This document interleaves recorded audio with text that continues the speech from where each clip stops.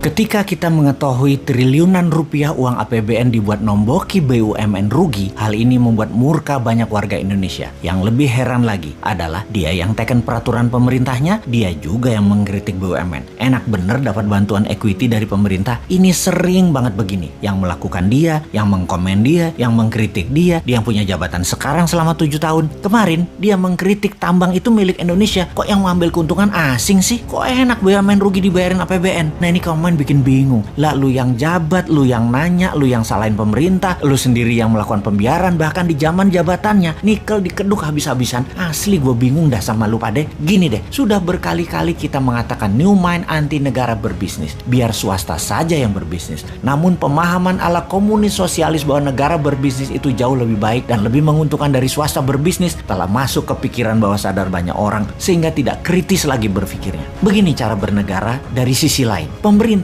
adalah regulator. Ngerti? Regulator, wasit pelaksana aturan dan pembuat aturan yang memudahkan anak bangsa berkarya. Berkarya secara maksimum, mengurangi atau menahan asing berkuasa, mendistribusikan kekayaan kepada rakyat, membuat rakyat sehat, sejahtera dan berpendidikan, serta memberikan peluang yang sama pada setiap anak bangsa. Negara memajaki jasa mereka yang telah negara permudah berusaha tadi sehingga mendapatkan keuntungan yang banyak. Di sisi positif lainnya, pengusaha bisa membuka lapangan pekerjaan. Ingat, lapangan pekerjaan itu yang membuka swasta, bukan pemerintah. Ingat ya, bukan negara yang membuka lapangan kerja, tapi aturan dan kebijakan pemerintah yang bijaklah yang membuat lapangan kerja tadi lebih banyak. Negara jadi kaya bukan karena negara berbisnis, tapi rakyat dibuatkan peluang yang fair, yang sama, sehingga yang pinter, yang rajin, yang hemat, yang santun, yang sukses. Bukan yang jabat, yang korupsi, yang memanfaatkan jabatan, yang kaya. Atau bukan pengusaha yang main dengan pejabatnya yang nambah kaya karena merubah peraturan. Sama, politikus adalah pengawal pemerintah, membuat undang-undang yang melincahkan pemerintah untuk membantu rakyat. Yang terakhir, fungsi kontrol serta administrasi pemerintah saat ini acak kadut. Sudah 7 presiden tidak rapih, lemah dan banyak bolongnya. Ditambah PNS yang one prestasi, yang tidak taat, yang nakal, tidak bisa dipecat. Itu aja urusan pemerintah dan politikusnya. Jangan berbisnis. Bisnis dan usaha itu ranah swasta, ranah rakyat yang tidak memiliki jabatan. Jadi kembali ke BUMN, bahwa jika apple to apple membandingkan bisnis pasar bebas, BUMN sudah keok sejak dulu. BUMN itu dilindungi peraturan dan diberikan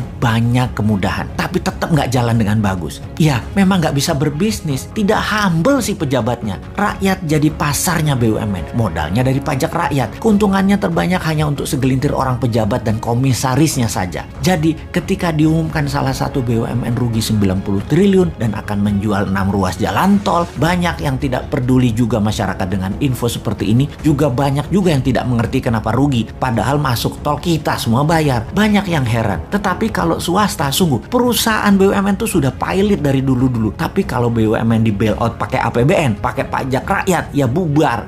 Rakyatnya tetap masih percaya loh BUMN itu penting. Kok bisa ya? Dikira kalau swasta kaya negara miskin gitu ya. Padahal sebaliknya, kalau swasta kaya negara menjadi sangat kaya. Tiongkok itu kaya swastanya. Di luar negeri untuk mencaplok ekonomi negara lain baru pakai BUMN Tiongkok. Jadi BUMN Tiongkok tuh pahlawan devisa. Swasta Tiongkok main di dalam negeri dan yang bermain di luar negeri itu BUMN. Kita lanjut. Ketika flag carrier airline kebanggaan nasional Garuda Indonesia sebelum Covid saja sudah keok, ditambah PPKM sekarang dengan macam-macam aturan membuat traveler berkurang hingga lebih 50%. Sekarang kemungkinan gagal restrukturisasi semakin besar. Nama kebanggaan Garuda akan jadi pelita air melindungi diri dari tuntutan investor, di mana sebentar lagi APBN juga yang akan bayarin. Pastinya saat ini banyak lagi daftar BUMN yang merugi dan memiliki hutang yang menumpuk sangat besar. Bahkan aset jaminannya kalau diambil lender atau diambil investor, maka aset tersebut pasti jadi milik asing. Kembali mengingatkan di zaman jual BUMN dan perusahaan murah di tahun 2000-an, efek resesi ekonomi tahun 97-98 yang dijual murah di zaman Bu Mega. Sungguh kayaknya bakal tergadai lagi nih aset negara lewat BUMN yang salah kelola. Enggak ding, ternyata pilihannya adalah dibayari pakai APBN. Walaupun rugi dan terbukti jajarannya nggak bisa kerja, tenang, ada pajak yang galak buat membayari